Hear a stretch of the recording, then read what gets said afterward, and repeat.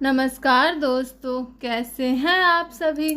आइए हम आज श्री राम जी के पवित्र जन्म कथा सुनते हैं। रामायण और रामचरितमानस हमारे पवित्र ग्रंथ हैं।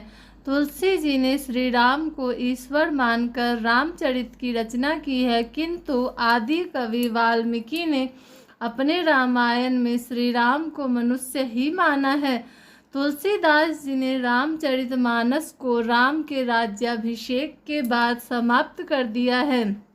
वहीं आदि कवि श्री वाल्मीकि ने अपने रामायण में कथा को आगे श्री राम के महाप्रयाण तक वर्णित किया है। तो चलिए सुनते हैं उनकी जन्म कथा। महाराजा दशरथ ने पुत्र प्राप्ति हेतु यज्ञ आरंभ करने की ठानी। महाराज की आज्ञानुसार श्यामकर्ण घोड़ा चतुरंगिनी सेना के साथ छुड़वा दिया गया। महाराज दशरथ ने समस्त मनस्वी, तपस्वी, विद्वान, ऋषि मुनियों तथा वेद विज्ञ प्रकांड पंडितों को यज्ञ संपन्न कराने के लिए बुलावा भेज दिया। निश्चित समय आने पर समस्त अभ्यागतों के साथ महाराज दशरथ अपने गुरु वशिष्ठ जी तथा अपने परम मित्र अंग देश के अधिपति लोभपाद के जामाता ऋंग ऋषि को लेकर यज्ञ मंडप में पधारे। इस प्रकार महान यज्ञ का विधिवत शुभारंभ किया गया। संपूर्ण वातावरण वेदों की ऋचाओं के उच्च स्वर में पाठ से गूंजने तथा समिधा की सुगंध से महकने लगा।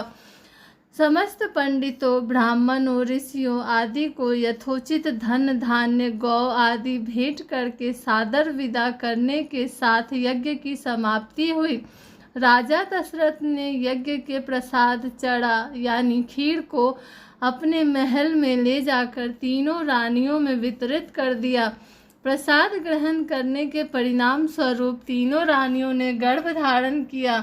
जब चैत्र मास के शुक्ल पक्ष की 9वीं तिथि को पूर्णवसु नक्षत्र में सूर्य, मंगल, शनि, बृहस्पति तथा शुक्र अपने अपने उच्च स्थानों में विराजमान थे, कर्क लग्न का उदय होते ही महाराज दशरथ की बड़ी रानी कौशल्या के गर्भ से एक शिशु का जन्म हुआ, जो कि नीलवर्ण, चुंबकीय आकर्षण वाले, अत्यंत तेजोमय, परम कांतिवान तथा अत्यंत सुंदर था।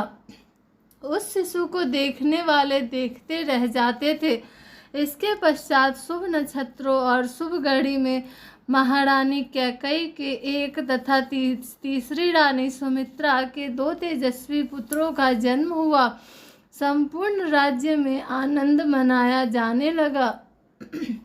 महाराज के 4 पुत्रों के जन्म के उल्लास में गंधर्व गान करने लगे और अप्सराएं नृत्य करने लगी।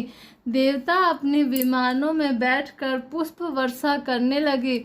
महाराज ने उन्मुक्त हस्त से राज्य द्वार पर आए भाट, चारण तथा आशीर्वाद देने वाले ब्राह्मणों और याचकों को दान दक्षिणा दी।